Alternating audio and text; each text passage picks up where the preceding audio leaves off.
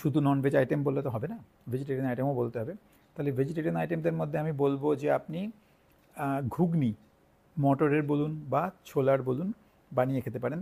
ঘুগনি পরিমাণ যদি বেশি করেন, ভাত রুটির পরিমাণ কম করেন, তাহলে ক্ষতি খুব বেশি হবে না।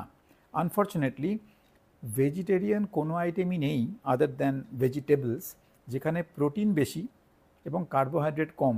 সুতরাং যেগুলোতে প্রোটিন বেশি, যেমন ডাল, ছোলা, বাদাম, সবেতে কার্বোহাইড্রেটও আছে।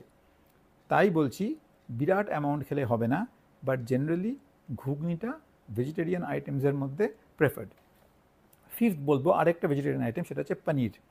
এবার পনির, এটারও আপনি যে কোনো আইটেম বানিয়ে খেতে পারেন, চিলি পনির, পনির টিক্কা, পনিরের সবজি, পনির দিয়ে অন্য কোনো আইটেম বানিয়ে খেতে পারেন নিজের পছন্দ মতো। সেটাও আমি তো, এটা রান্নার চ্যানেল যেহেতু নয়, আমি আপনাকে রান্নার রেসিপি দিতে পারছি না, বাট সেগুলো আপনি ইউটিউবে সার্চ করলেই বিভিন্ন রেসিপি পেয়ে যাবেন।